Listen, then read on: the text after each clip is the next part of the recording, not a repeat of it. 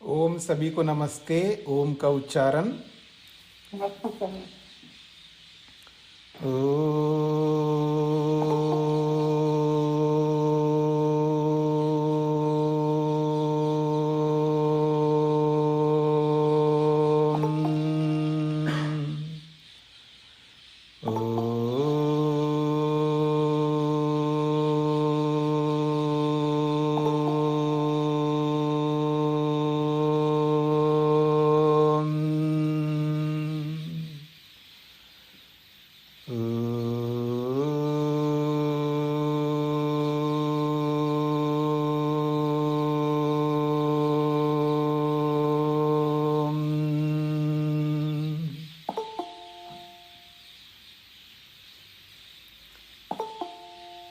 वेदांत दर्शन के द्वितीय अध्याय के द्वितीय पाद के 10 सूत्र पूरे हुए हैं। 2-3 दिन से मैंने अपनी आवाज़ को कम रखी है, तो हमारे यहाँ शिविर चल रहा है, योग शिविर, तो बहुत अधिक आवाज़ बाहर ना निकले, इसलिए आवाज़ को कम रखा है। प्रसंग चल रहा है प्रकृति जगत का निर्माण करती है, इसमें कोई दो राय नहीं है। प्रकृति जगत का निर्माण करती है। प्रश्न इतना है, स्वतंत्र रूप से स्वयं जगत का निर्माण करती है या परमात्मा के सहयोगी बनकर उपादान कारण रूप में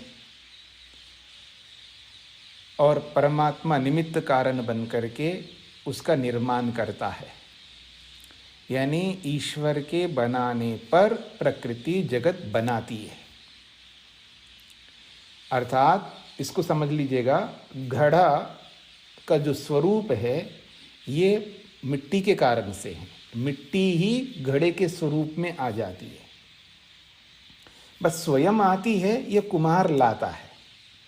मिट्टी में घड़े के स्वरूप में आने का सामर्थ्य है, इसलिए मिट्टी घड़े के स्वरूप में आ रही है। तो आप ये कह सकते हैं मिट्टी घड़ा बनाती है या मिट्टी घड़े के स्वरूप में आ जाती है। अब मिट्टी घड़े के स्वरूप में आने में स्वयं मिट्टी कारण है या उस मिट्टी के साथ साथ कोई निमित्त बनाने वाला कुम्हार भी कारण है, ये प्रश्न सामने आएगा। ठीक इसी प्रकार से प्रकृति में ये सामर्थ्य है, वो जगत के रूप में बदल सकती है। यानी प्रकृति में ये बदलने का सामर्थ्य, जगत के रूप में आने का सामर्थ्य प्रकृति में है, तभी परमात्मा उसको उस रूप में बदलता है। अगर ऐसा बदलने का सामर्थ्य नहीं होता तो कोई नहीं बदल सकता। जैसे सत्वगुण का अपना सामर्थ्य है सुख देना, रजोगुण का अपना सामर्थ्य दुख देना। क्या भगवान उसको बदल सकता है कि सत्व को दुख देना बना दे और रज को सुख देना बना दे? ऐसा नहीं कर सकता। जो स्वभाव जिस वस्तु में नहीं है उसको कोई भी नहीं बदल सकता, भले ही परमात्मा सर्वशक्तिमान हो।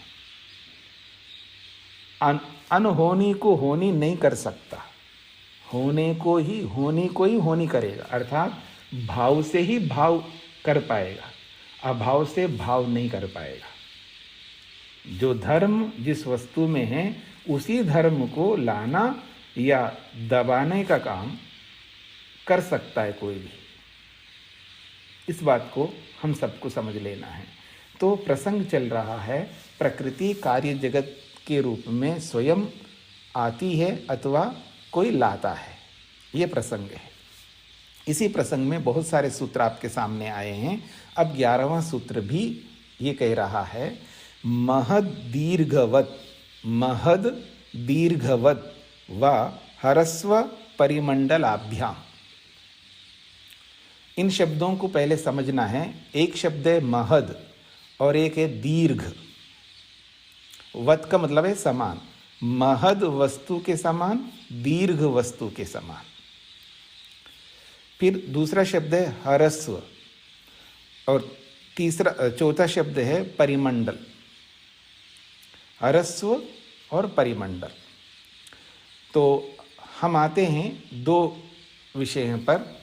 एक होता है परिमाण। परिमाण का मतलब है नाप। परिमाण का अर्थ होता है नाप। नापने के अलग अलग प्रकार हैं। जैसे स्कूल में बच्चे पढ़ते हैं तो स्केल लेकर के नापते हैं वो लोग। स्केल होता है ना, स्केल से नापते हैं। मैथमेटिक्स में स्केल का बहुत उपयोग आता है स्केल का। तो एक वो नाप है, और एक कपड़े सिलने वाले भी एक नाप रखता है, ठीक है ना। कपड़े सिलने वाला वो सेंटीमीटर का वो रहता है ना, वो 100 सेंटीमीटर है या कितना, वो एक बहुत बड़ा फीता कहते हैं उसको, वो एक रखता है, उससे नापता है कपड़े को। तो नापने के अलग अलग साधन हैं। और जो तराजू होता है ना, तराजू, वो भी नापता है। ऐसे नापने के बहुत सारे साधन हैं, अलग अलग साधन हैं। तो इसको कहते हैं परिमाण, यानी नापने के साधन हैं। ये जितने भी तराजू है, फीता है, स्केल है, ये नापने के साधन है, यानी अर्थात परिमाण के साधन हैं। तो ये जो परिमाण होता है वो मोटे तौर पर दो प्रकार से होता है। ये जो परिमाण जो होता है वो मोटे तौर पर दो प्रकार से होता है। एक को कहते हैं अणु और एक को कहते हैं महत्।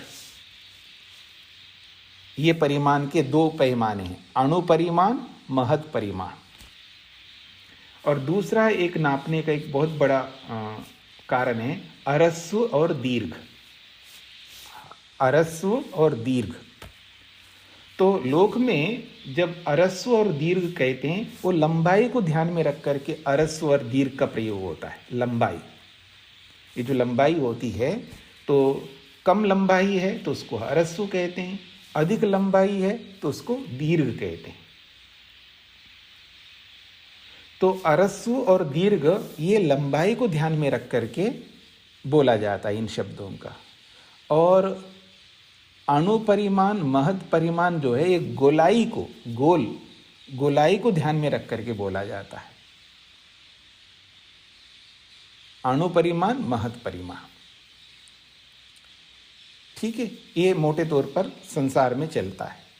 तो यहां पर बोला है अरस्व परिमंडलाभ्यम। परिमंडल कहते हैं अणुपरिमाण को, परमाणु को परिमंडल कहते हैं।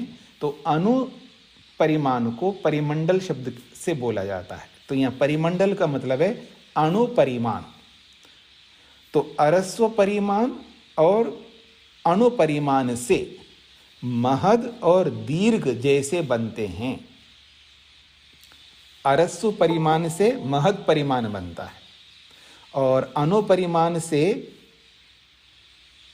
नहीं गलत बोलिया, अरस्व परिमाण से दीर्घ बनता है और अणु परिमाण से महत बनता है। तो कहा जा रहा है अरस्व से दीर्घ जैसे बनता है और अणु परिमाण से महद परिमाण जैसे बनता है, वैसे ही जगत का निर्माण हो जाए।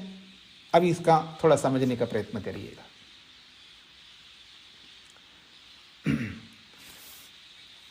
आप एक परमाणु लीजिएगा, एक परमाणु यानी एक एटम, सूक्ष्म तत्व, एक कण जिसको आप बोल सकते हैं। अब दोनों कणों को मिलाइए, तो दोनों कणों को मिलाएंगे तो उसको द्वैनुक कहते हैं, यानी दो अणु मिल गए। द्वि का अर्थ होता है दो और अणु कहते हैं परमाणु यानी सूक्ष्म तत्व। तो एक एक एटम है, उनको दोनों को मिलाएंगे तो उसको द्वैनुक कहते हैं, द्वि अणुक, द्वैनुक।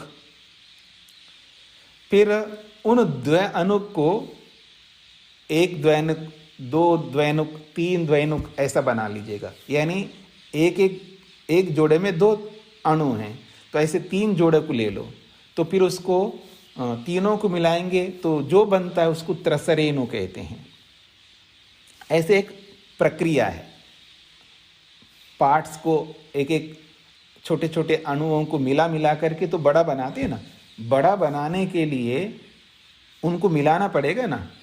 जैसे अणु है तो एक है वो, अब महत का मतलब बड़ा है वो। अब बड़ा बनाने के लिए वो अणु को, एक अणु, दो अणु, ऐसे करके कई अणुओं को मिलाएंगे तो वो बड़ा बन जाएगा। ऐसे ही कोई हरस्सु है तो वो बहुत छोटा सा है, अब उसको दीर्घ बनाना है तो उसमें बहुत सारा जोड़ना पड़ेगा ना आपको। बहुत सारे अणुओं को जोड़ेंगे तो वो लंबा बन जाएगा वो। तो कहा जा रहा है अरस्सु से दीर्घ बनता है और अणु से महत बनता है। तो 1 से 2 हो जाते हैं, 2 2 करके ऐसे 2 से 4 हो जाएंगे, 4 से 6 हो जाएंगे, ऐसे बढ़ाते जाओ। तो ये जो अणु है दूसरे अणु से मिल गया,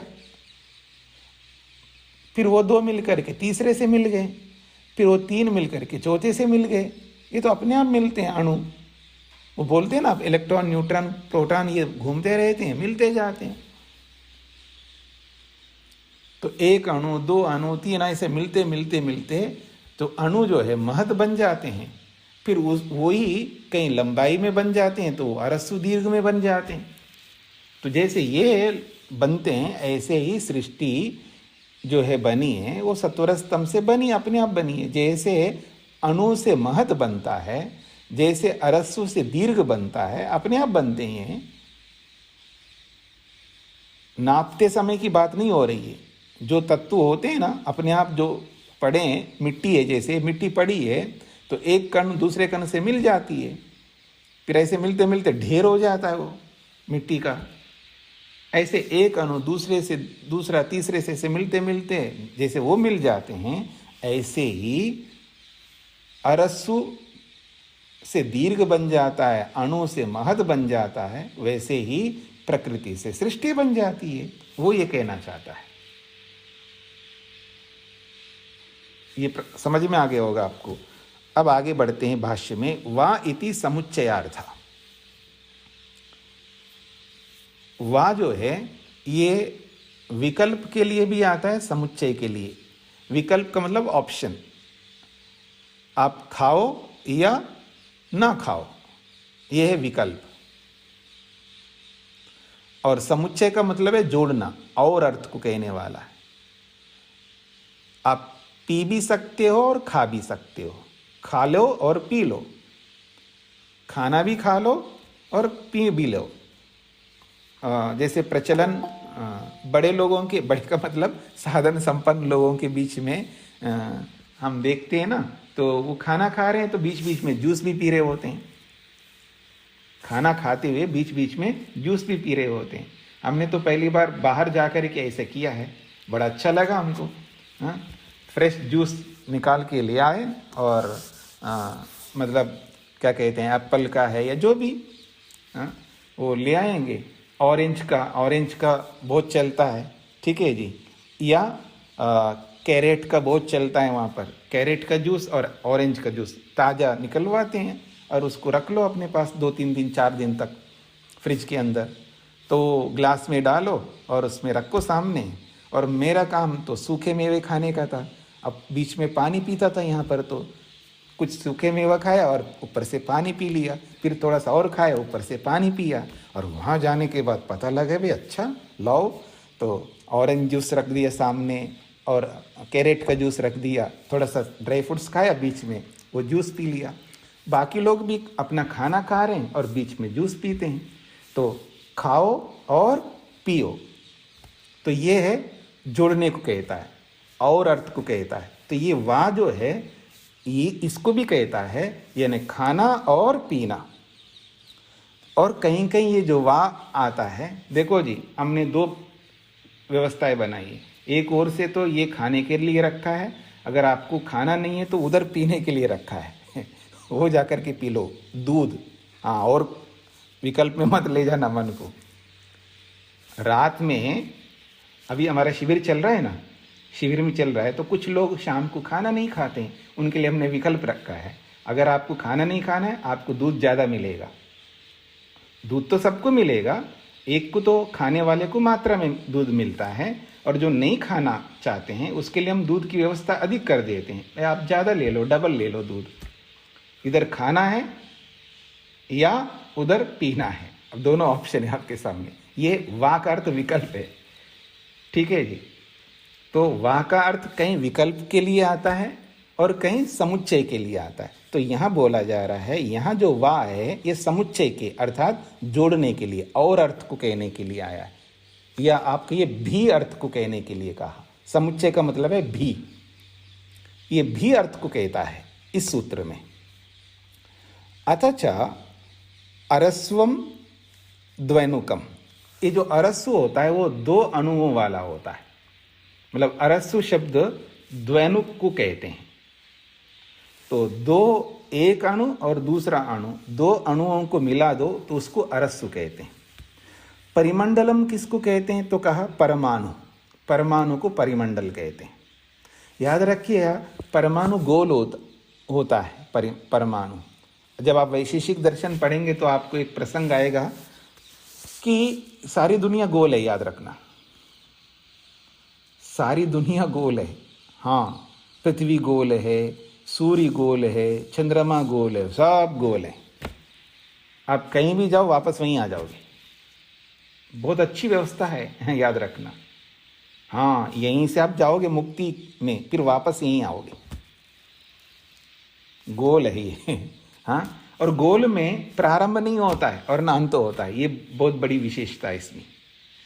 आप किसी गोल वस्तु को देखो, उसको किधर से भी देखो वो गोल दिखाई देगा, प्रारंभ कहाँ से करोगे उसको?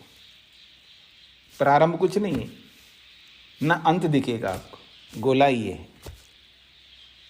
तो अणुस्वरूप है परमात्मा, जो है वो महत स्वरूप है, वो बहुत व्यापक है, बहुत व्यापक है। किधर भी देखो वही परमात्मा है।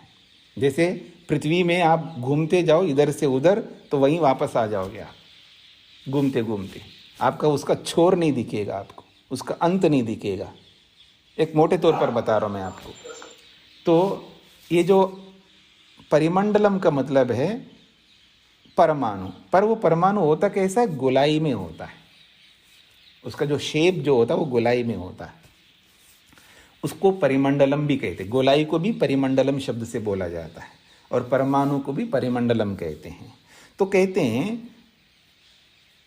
ताभ्याम, ताभ्याम का मतलब है अरस्व और परिमंडल, अरस्व और परिमाण से स्वतंत्रेण, स्वातंत्र्येण, अपने आप स्वतंत्रता से, महद दीर्घ परिमाणवत, जैसे अरस्व से दीर्घ अपने आप बनता है स्वतंत्र, उसको कोई मिला नहीं रहा है, एक परमाणु को दूसरे परमाणु को कोई नहीं मिला रहा है। तो अरस्व से दीर्घ बन गया और परमाणु रूपी परिमंडल से महद बन गया। जैसे ये बनते हैं तो कहा जा रहा है ताभ्याम, उन दोनों से, स्वातंत्र्येण, अपने आप स्वतंत्रता से, महद दीर्घ बन जाते हैं, महद दीर्घ परिमाण बन जाते हैं, उसी के समान। महद दीर्घ परिमाण युक्तम, महद और दीर्घ परिमाण से युक्त, त्रैनुक आदि क्रमेण, फिर द्वानुक के बाद में त्रयानुक, फिर चतुरानुक या पांचवा अनुक, ऐसा बनाते जाओ उसको। इस क्रम से पृथ्वी आदिकम जगत उत्पन्नमिति, पृथ्वी आदि जगत बन जाते हैं। यानी एक अणु मिल करके दो, फिर तीन, ऐसे मिलते मिलते मिलते बहुत बड़ा पिंड बन जाता है। मिट्टी के जैसे कण होते हैं ना, एक कण दूसरे के साथ, तीसरे के साथ मिलते मिलते एक ढेर हो जाता है, एक बहुत बड़ा ढेर। तो जैसे आप अनाज डालते हैं, अनाज मंडी में जाइएगा तो एक मक्के का अनाज डाल दीजिएगा, फिर दूसरा डाल दीजिए, तीसरा डाल दीजिए, ऐसे करते करते करते एक ढेर बना दोगे आप। तो ऐसे अपने आप बन जाएंगे ये। तो पृथ्वी आदि ये पूरा संसार भी जैसे अरस्व और दीर्घ, अरस्व और अणु से महद और दीर्घ बन जाते हैं, वैसे प्रकृति से जगत भी बन जाता है। तो कहते हैं तदपि तथैव असमंजसम, ये जो पीछे 10वां सूत्र है ना, वहाँ से असमंजसम की अनुवृत्ति लाना है यहाँ पर। तो कहते हैं महद दीर्घ के समान भी इस जगत को मानो तो भी, तदपि, ये बात भी, तथैव असमंजसम, 10वें सूत्र के समान ही ये असमंजस है, अर्थात अनुचित है, असंगत है। क्यों? तज्जड़त्वात्, क्योंकि वो जड़ है, अपने आप कैसे दूसरे के साथ मिलेगा। चेतन साह्य रहितत्वात्, चेतन के सहयोग से रहित होने से वो अपने आप एक परमाणु दूसरे परमाणु के साथ नहीं मिल सकता। अरस्सु अपने आप दीर्घ नहीं बन सकता, उसको तो कोई चेतन चाहिए। तो वहाँ जैसे बोला है वैसे ही यहाँ समझ लेना। इसलिए ये असमंजस है, ये अनुचित बात है आपका कहना, ये कहना चाहते हैं। सूत्रार्थ लिखिएगा। ये आवाज बहुत धीमी है। हाँ जी, थोड़ा सा आपको उसके पास में आना चाहिए, माइक के थोड़ा पास आपको आना चाहिए, या तो ईयरफोन लगाइएगा, आपको समझ में आ जाएगा। मैं ज़्यादा ऊंचा अभी नहीं बोल सकता हूँ, मेरी आवाज़ जो है थोड़ा ऊंची है, लेकिन मैं जानबूझ के कम करके रख रहा हूँ।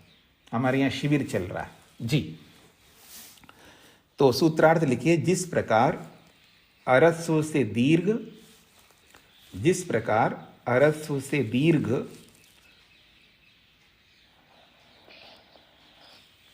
जिस प्रकार अरस्व से दीर्घ और परमाणु से महत की उत्पत्ति होती है।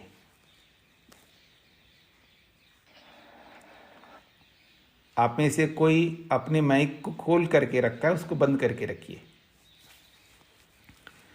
जिस प्रकार अरस्व से दीर्घ और परमाणु से महत की उत्पत्ति होती है, उसी प्रकार प्रकृति से जगत की उत्पत्ति माननी चाहिए। उसी प्रकार प्रकृति से जगत की उत्पत्ति माननी चाहिए। उसी प्रकार प्रकृति से जगत की उत्पत्ति माननी चाहिए। ऐसा कहे तो नहीं कह सकते।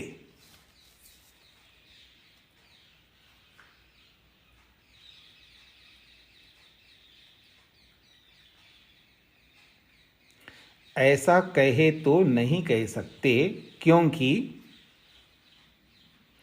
क्योंकि बिना परमात्मा के संयोग के, बिना परमात्मा संयोग के,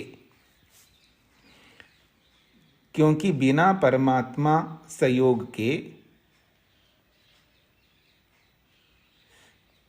किसी की भी उत्पत्ति मानना असंगत है। क्योंकि बिना परमात्मा संयोग के किसी की भी उत्पत्ति मानना असंगत है।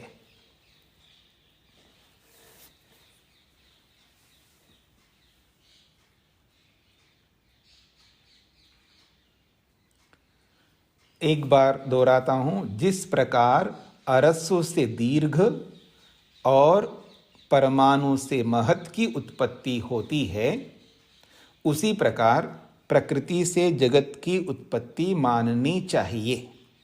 ऐसा कोई कहे तो नहीं कह सकते, क्योंकि बिना परमात्मा संयोग के किसी की भी उत्पत्ति नहीं होती है, या किसी की बिना परमात्मा संयोग के किसी की भी उत्पत्ति मानना असंगत है।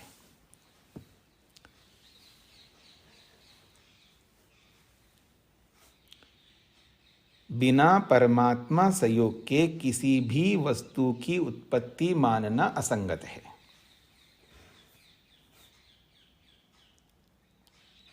आगे बढ़ते हैं।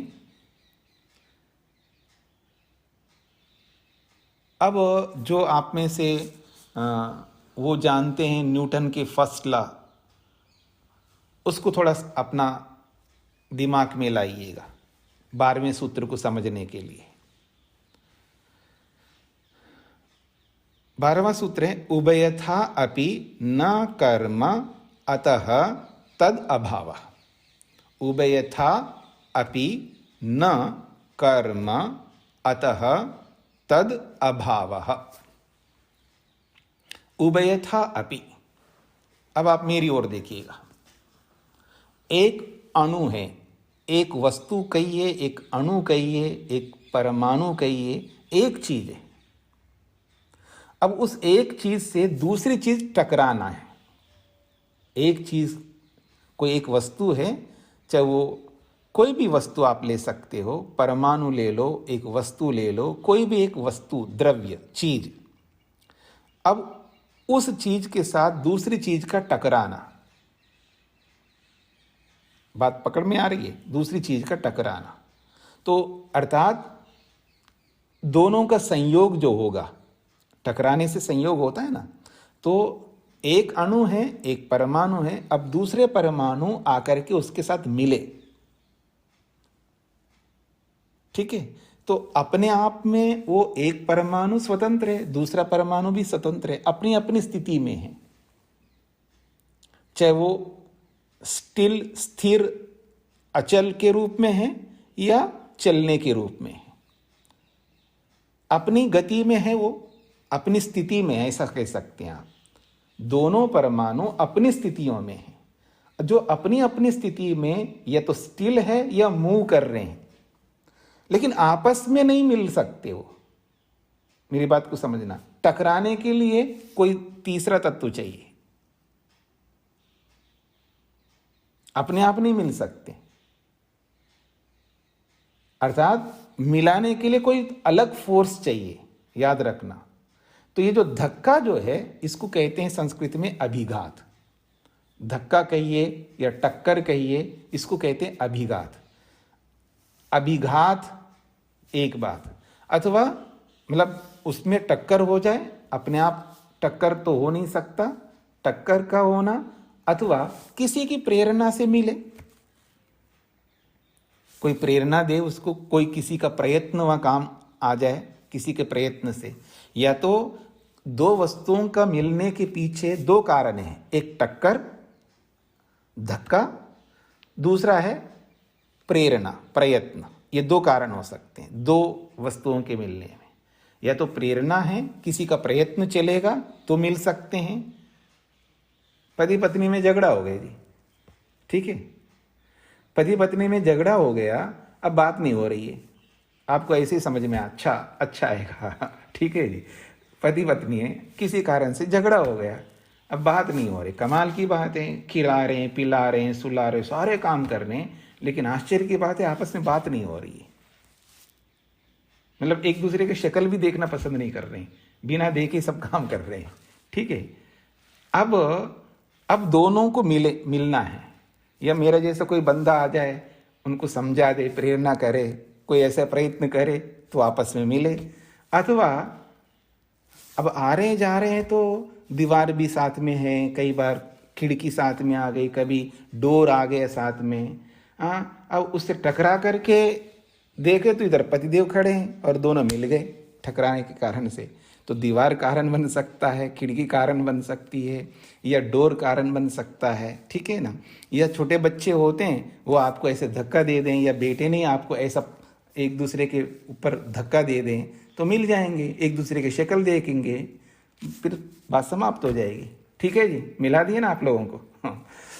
तो इसके लिए कोई कारण चाहिए ना, धक्का देने वाला कोई हो या कोई प्रेरणा देने वाला हो, ये दो ही कारण हो सकते हैं। इसलिए कहा उभयथा अपि। उभयथा का मतलब है अभिघात, धक्का अथवा प्रयत्न, इन दोनों से भी। न कर्म नहीं हो सकता, क्योंकि वहां तो धक्का देने वाला तो है ही नहीं आपके पास में, और प्रेरणा देने वाला भी नहीं है, तो ये दोनों काम नहीं हो सकते। ये दोनों के बिना न कर्म नहीं हो सकता। कर्म तभी होगा, कर्म का मतलब क्रिया, परमाणुओं में जो क्रिया होगी वो क्रिया दो कारणों से होगी। ये तो धक्के से होगा, वो क्रिया धक्के से क्रिया होगी या प्रेरणा से होगी, और ये दोनों आपके पास में नहीं है। तो जब दोनों नहीं है तो उभयथा भी, दोनों ही प्रकार से न कर्म नहीं बन पाएगा, अर्थात वो जुड़ नहीं पाएंगे। अतः का मतलब इसीलिए, तद अभाव, उस मिलने का अभाव हो जाएगा।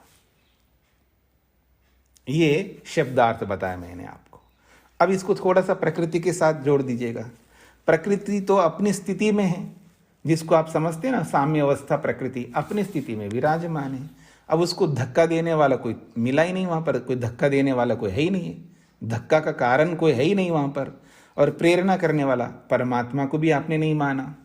तो उभयथा अपि, प्रकृति के सामने धक्का देने वाला, उसको मिलाने के लिए धक्का देने के लिए धक्का देने वाला नहीं है, और प्रेरणा देने वाला। उभयथा अपि, दोनों ही प्रकार से, वो दोनों ही कारणों के ना होने से न कर्म, जगत रूपी कर्म, जगत के रूप में परिवर्तित होने का जो कर्म है वो नहीं हो सकता। अतः इसलिए तद अभाव, उस जगत की उत्पत्ति का अभाव हो जाएगा, जगत बन ही नहीं सकता आपके इस पक्ष में।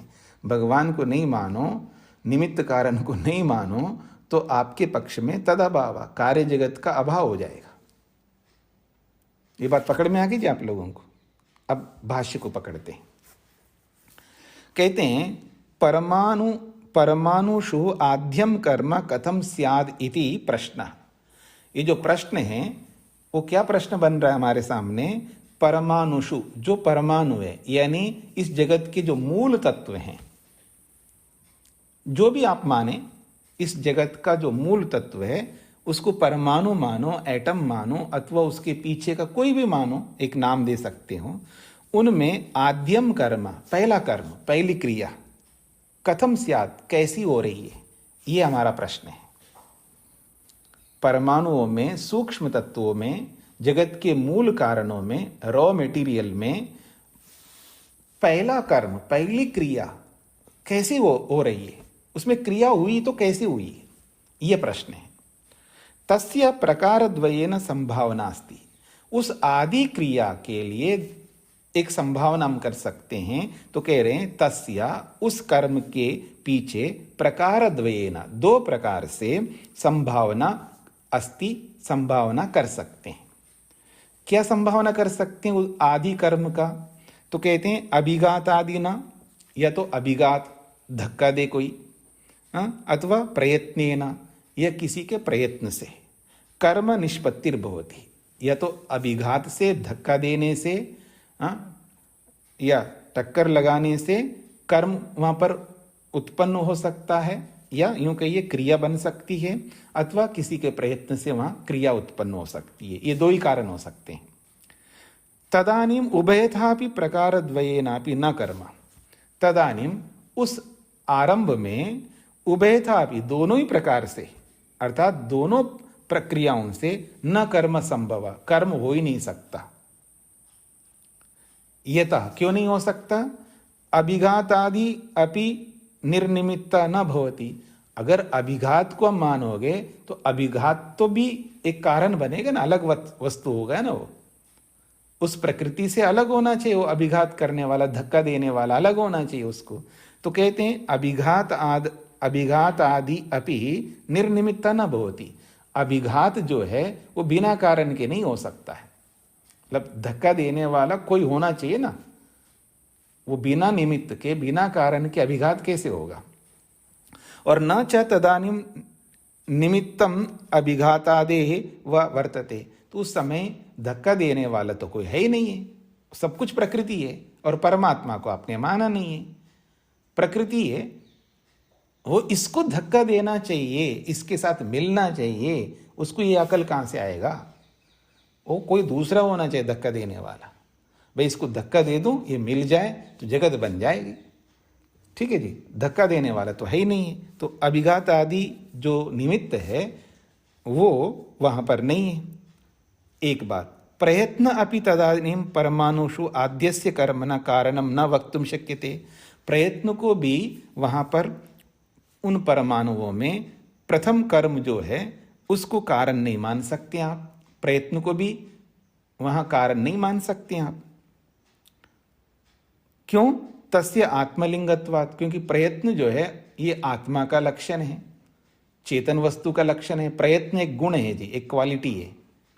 तो प्रयत्न जो है चेतन का धर्म है, और वो चेतन में होता है, और चेतन को आपने माना नहीं है।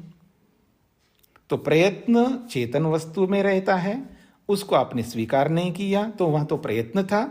और न अभिघात, धक्का, जो भी धक्का देने वाला होगा वो अपने से भिन्न होगा। मैं अपने आप को थोड़ा धक्का दूंगा, मेरे को धक्का देने वाला कोई दूसरा चाहिए, तो वो धक्का देने वाले भी नहीं है। तो अब बताइए उन परमाणुओं में, उन आदि मूल कारणों में क्रिया कैसी हुई, पहली क्रिया, ये प्रश्न बना हुआ है।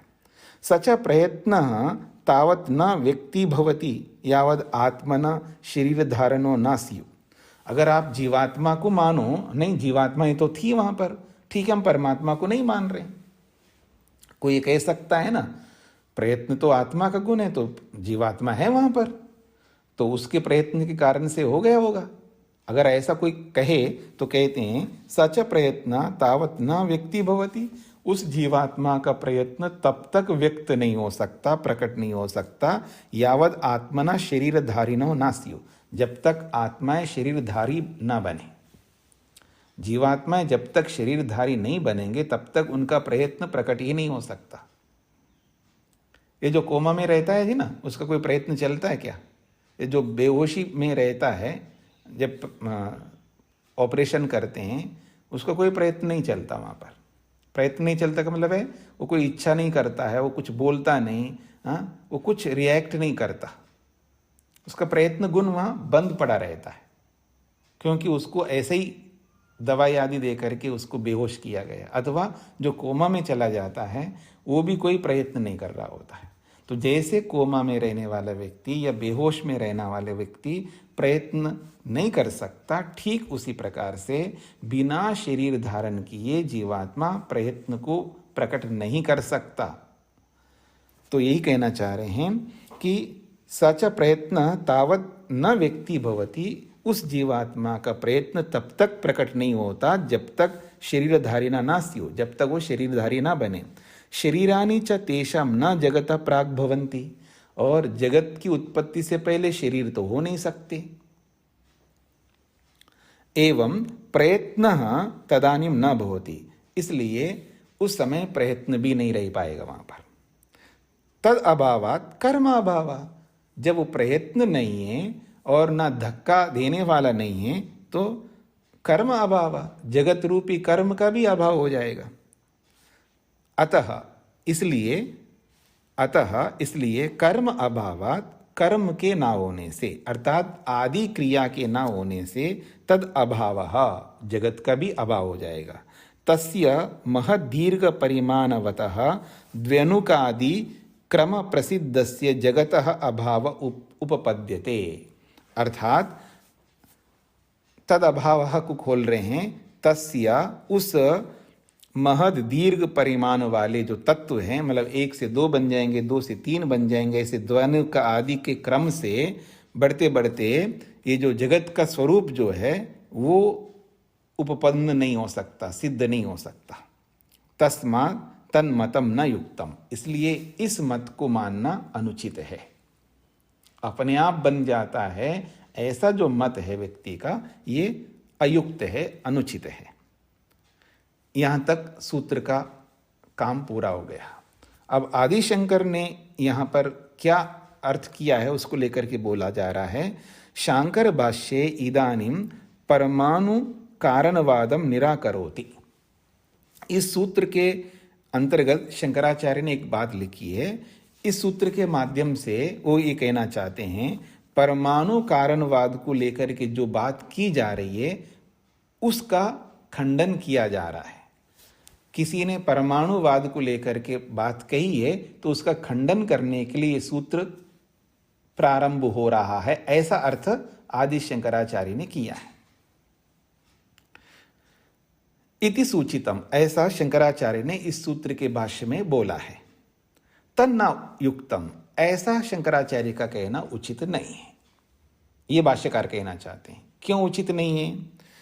अत्र सूत्रे परमाणु कारणवादस्य नाम अपि न, इस सूत्र में परमाणुवाद तो कोई आया ही नहीं, परमाणुवाद को लेकर कोई बात कही नहीं गई, सूत्र में कहीं आया ही नहीं परमाणुवाद का निराकरण करेंगे।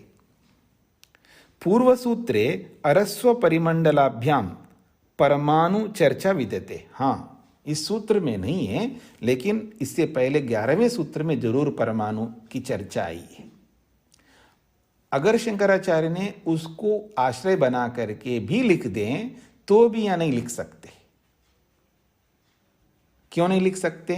क्योंकि 11वें सूत्र में उस परमाणु को आधार बना करके खंडन किया है। मेरी बात समझने का प्रयत्न करिएगा। 11वें सूत्र में परमाणु को मान करके खंडन किया है। परमाणु से महद नहीं बन सकता, यानी अणु से महद नहीं बन सकता, अर्थात उसको सिद्धांत पक्ष माना है। अब उसी सिद्धांत पक्ष को यहां खंडन नहीं कर सकते 12वें सूत्र में। इस बात को समझने का प्रयत्न करिएगा। जो 11वें सूत्र में जिस परमाणु को सिद्धांत मान करके पूर्व पक्षी का खंडन किया है, अब यहां उसी को वापस खंडित नहीं कर सकते, सिद्धांत को विरोध नहीं कर सकते, अपनी बात का खंडन नहीं कर सकते, ये कहना चाहते हैं यहां पर। तो कह रहे हैं परमाणुवाद को लेकर के इस सूत्र में कुछ नहीं कहा गया है, लेकिन पूर्व सूत्र में अरस्व परिमंडलाभ्याम इस वचन में परमाणु की चर्चा जरूर है, परंतु तत्र शांकर भाष्ये उस 11वें सूत्र में शंकराचार्य ने सूत्रम स्वपक्षे नियोजितम, उस 11वें सूत्र को अपने पक्ष की सिद्धि में जोड़ा है, अर्थात सिद्धांत पक्ष में जोड़ा है। यथा ही परमाणुभ्यः परमसूक्षेभ्यः स्थूलम महद द्वि अनुकादि कम उत्पद्यते। तो उन्होंने वहां पर यह जोड़ा है कि परम सूक्ष्म जो परमाणु है उनसे स्थूल जो है, महत है, दीर्घ है, ये बन नहीं सकते, इस रूप में उन्होंने जोड़ा है। इति मन्यते, ऐसा वहां पर शंकराचार्य मानता है। तद्वत् चेतनात् अचेतनम जगत उत्पद्यते।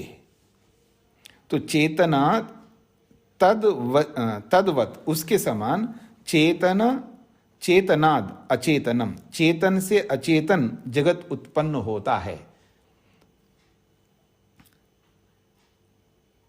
चेतनाद अचेतनम जगत उत्पद्यते, चेतन से अचेतन जगत उत्पन्न होता है, ऐसा वहां प्रसंग उन्होंने लिखा है उनका, क्योंकि वहां पर तो परमात्मा ही एक तत्व है ना। शंकराचार्य के मत में जगत मिथ्या, यानी ब्रह्म सत्यम जगत मिथ्या, तो वहां प्रसंग ये आया है। वो लंबा प्रसंग समझेंगे तो आपको स्पष्ट होगा। वहां पर प्रश्न ये किया गया है कि परमात्मा तो एक ही तत्व आपने माना है, एक ही तत्व को माना है, तो फिर ये इतना बड़ा जगत, जड़ जगत कैसे बना है? चेतन से जड़ कैसे बन सकता है? ऐसा वहां पर प्रश्न किया गया है। तो उसका समाधान किया है अपने तरीके से। जैसे एक अणु का ये जरूरी नहीं है कि जो कारण में जितने गुण होते हैं वो सारे के सारे गुण कार्य में आ जाए। ये थोड़ा वैशेषिक को भी आपको समझना है। यहाँ पर थोड़ा ये आपको थोड़ा शांति से समझने का प्रयत्न करिएगा, सभी को समझ में आएगा। जो कार्य में गुण आते हैं वो कारण में होने पर ही आते हैं, यहां तक सही है। जो गुण कार्य में दिखते हैं वो गुण कारण में हैं, वो व्यक्त नहीं है, वो एक अलग बात है, दिखाई नहीं देते, ये अलग बात है। लेकिन कार्य में जितने गुण आते हैं वो सब कारण में होते हैं, एक सिद्धांत है। दूसरा सिद्धांत ये है कि जो जो गुण कारण में होते हैं वो सारे के सारे गुण कार्य में आ जाए, ये जरूरी नहीं है। जैसे आपको उदाहरण देता हूं, देखिएगा, एक अणु है, उसका परिमाण जितना होता है, एक अणु उसका परिमाण जितना होता है उतना ही परिमाण कार्य का होता है क्या? नहीं हो सकता, उसका परिमाण बढ़ जाएगा ना। तो कारण का परिमाण अलग होता है और कार्य का परिमाण अलग होता है। ये बात समझ में आ रही है आप लोगों को? तो सारे गुण नहीं आ सकते। तो ठीक इसी प्रकार परमात्मा भले चेतन हो, लेकिन जगत में वो चेतनता नहीं आ सकती है। प्रश्नकर्ता का प्रश्न ये है कि कारण में चेतनत्व है तो कार्य में चेतनत्व क्यों नहीं आता है? इसके उत्तर में ये समाधान दिया गया है, जरूरी नहीं है जो कारण में गुण हो सारे के सारे कार्य में आ जाए। तो इसलिए यहां पर यह बात लिखी है, तद्वत् चेतनाद अचेतनम जगत उत्पद्यते, क्योंकि चेतन ब्रह्म से ही तो जगत उत्पन्न हुआ है। लेकिन वो चेतन है, लेकिन जगत जो है वो जड़ है। तो चेतन से जड़ रूपी जगत उत्पन्न होता है, ऐसा उनका अपना सिद्धांत है जो भी है। तो ये बात वहां पर लिखी है। तस्मात् शांकर भाष्ये सूत्र व्याख्यानम अयुक्तम, इसलिए शांकर भाष्य का ये जो सूत्र का व्याख्यान है वो उचित नहीं है।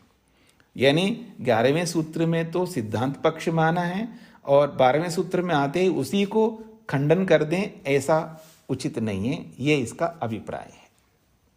सूत्रार्थ लिखिएगा। परमात्मा के बिना, निमित्त के बिना भी लिख सकते हो, निमित्त परमात्मा है तो हम सीधा परमात्मा ही लिखते हैं। परमात्मा के बिना दोनों प्रकार से, परमात्मा के बिना दोनों प्रकार से,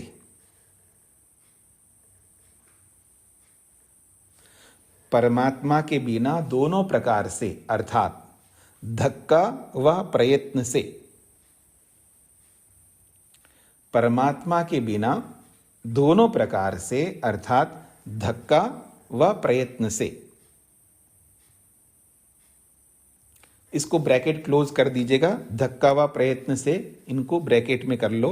तो दोनों प्रकार से अर्थात धक्का व प्रयत्न से प्रकृति में क्रिया का होना संभव नहीं है। प्रकृति में क्रिया का होना संभव नहीं है। प्रकृति में क्रिया का होना संभव नहीं है।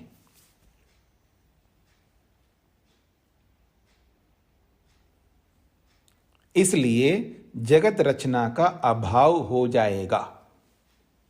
इसलिए जगत रचना का अभाव हो जाएगा।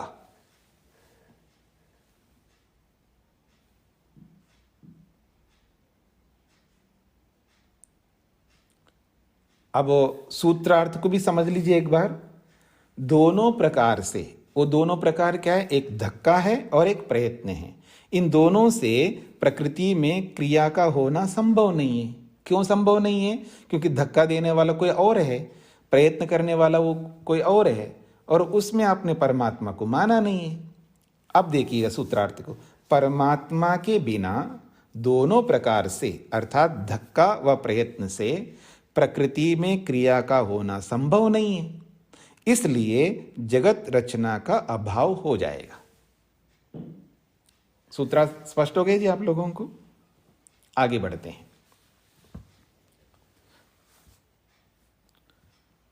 आगे बढ़ें या प्रश्नोत्तर कर लें? 10 मिनट है, क्योंकि आगे वाला भी सूत्र इसी तरह का है, तो थोड़ा आपका दिमाग का ज़्यादा दिमाग में ज़्यादा स्ट्रेस नहीं देना चाहता हूँ, थोड़ा शांति रखना चाहता हूँ। हाँ जी, ये सूत्र ऐसा ही है ना, परमाणु है, द्वयानुक है, त्रयानुक है, त्रसरेणु है, कैसे धक्का लगेगा, थोड़ा सा ये सबके लिए पचाना बड़ा मुश्किल होता है। कुछ बातें कई बार सब लोग पचा नहीं पाते हैं। उसके पीछे विज्ञान आधार रखना होगा। इसलिए मैं एक बात कहा करता हूँ, दोनों प्रकार की विद्या में आनी चाहिए, भौतिक विद्या भी और आध्यात्मिक विद्या भी। एक ही विद्या से काम नहीं चल सकता। ये मैं नहीं कह रहा हूँ, साक्षात वेद कहता है और ऋषि लोग भी कहते हैं। तो सभी को आना चाहिए। आजकल एक मेरी क्लास जो हो रही है प्रश्नोत्तर की हो रही है, तो शंका समाधान की कक्षा लेता हूँ मैं शिविर में। तो उसमें भी किसी ने एक प्रश्न किया, पदार्थ विद्या को जानना जरूरी है क्या? अभी उसका समाधान मैंने नहीं किया है, तो वो अभी मैं आपके सामने बोल देता हूँ। हाँ, पदार्थ विद्या को जानना जरूरी है। तो अब पदार्थ विद्या को जानना जरूरी का मतलब क्या? आज की फिजिक्स को पढ़ना पड़ेगा, आज की केमिस्ट्री को पढ़ना पड़ेगा? कोई ज़रूरी नहीं है। वो भी पढ़ करके भी समझ सकते हो, और सांख्य दर्शन, वैशेषिक दर्शन, इनको पढ़ करके भी समझ सकते हो। समझना जरूर है, याद रखना। पदार्थ विद्या को जानना जरूरी है। माध्यम आधुनिक हो या प्राचीन हो, ये एक अलग बात है। जानना जरूरी है। मेरी बात को समझने का प्रयत्न करना। इसलिए आप बच नहीं सकते। हाँ, कोई रास्ता नहीं आपके पास में। आप मुक्ति प्राप्त करना चाहते हैं, हाँ जी मैं मोक्ष प्राप्त करना चाहता हूँ। आप में से कोई तो ये बोल देते जी स्वामी जी मेरे समाधि लगवाओ। बिल्कुल लगवाएंगे जी, ठीक है जी। तो अब समाधि लगाना है, मुक्ति को प्राप्त करना है, मोक्ष में जाना है, तो पदार्थ विद्या को समझना है ना। तो इसलिए शांति रखना है, थोड़ा दिमाग को हल्का रखना है, स्ट्रेस नहीं लेना है, और ये रुचि उत्पन्न करनी है, ये सोच लाना है कि मेरे को भगवान को प्राप्त करने के लिए जो जो जरूरी है उन सबको जानना है। मेरी बात को समझने का प्रयत्न करिएगा। भगवान को प्राप्त करने के लिए जो जो आवश्यक नियम जरूरी है उन सबको मेरे को समझना है, फिर वहां विकल्प नहीं है। उसके लिए जो जो जरूरी है वो सब हमको समझना है। अब आप कहो जी अब कैसे समझ पाएंगे जी ये साइंस को, ये केमिस्ट्री को, अब ये मेरा विषय नहीं है, वो आपका विषय। कैसे समझ पाएंगे तो समझने का कोशिश करो। मोबाइल रखते हो ना, अब सब माताएं मोबाइल चलाती हैं। हाँ, टच स्क्रीन, वो भी एंड्रॉयड, और कोई कोई तो एप्पल। ठीक है जी, जानते हैं ना, पहले 20 साल पहले कहाँ जानते थे इनको। जब बेटा जो है ना टच स्क्रीन वाला मोबाइल, मेरे को नहीं पता ये कैसे दबाना, ये मेरे को बटन वाला ही चाहिए, ऐसे बोलते थे आप लोग। और आज आप ही बढ़िया फ़ोन चाहिए आपको, ठीक है ना, सब आता है आपको। सीखा है आपने, हाँ सीखा है आपने। पहले टीवी के पास जाकर के ऑन करते थे, हाँ, और उसमें होते ना जैसे गोल गोल, उसको घुमाते थे आप लोग पहले। वो पहले ब्लैक एंड टीवी जब आते थे। और आज रिमोट लेते हैं, अपनी जगह बैठ करके आप रिमोट से धड़ाधड़ चैनल बदलते जाते हैं। सीखा है ना आपने। डोर को बंद करना भी सीखा है। कौन उठ करके जाए डोर बंद करे, यहीं बैठे बैठे डोर बंद करते हो रिमोट से। आप खिड़कियां खोलते हैं रिमोट से। पता नहीं क्या क्या नहीं सीखा आपने, सब सीखा है। जब ये सब सीख सकते हो तो ये भी सीखना होगा, पदार्थ विद्या को। तो ये सारी बातें हैं, इसलिए चिंता मत करिएगा। हाँ जी, तो राम अवतार जी, क्या प्रश्न है? नमस्ते स्वामी जी। जी स्वामी जी, मैं ये एक दो उदाहरण और बता दें। कारण से जो कार्य में सारे गुण नहीं आते, दो तीन उदाहरण एक दो बता दें तो। एकत्व है, अब कार्य बन गए तो उसमें एकत्व है तो द्वित्व है, त्रित्व है, सभी है ना। मान लो 50 चीजों को मिला करके अब एक तत्व बनाया, तो उसमें 50 तत्व, तो वो 50 वाला गुण आएगा ना, वो भी 50 कहलाएगा क्या? 50 संख्या नहीं आएगी। जैसे हलवा वगैरह बनाते हैं इस तरह। हाँ भाई, आपने बहुत सारी चीजें मिलाई ना, तो उसमें संख्या भी तो साथ में जुड़ेगी ना।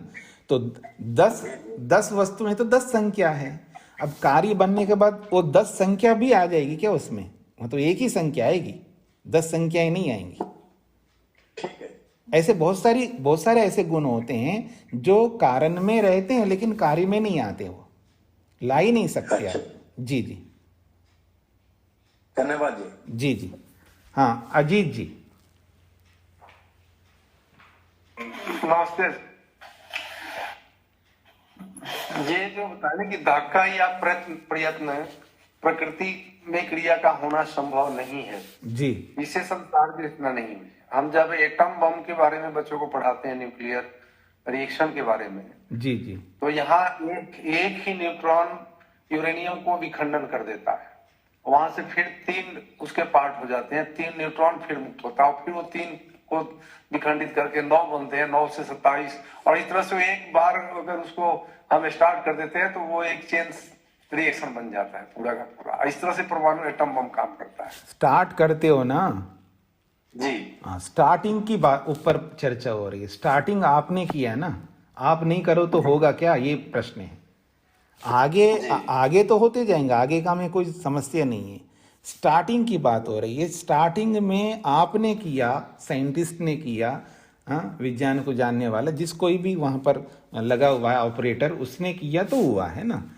वो नहीं करेंगे तो अपने आप कैसे होगा, उस पर प्रश्न है।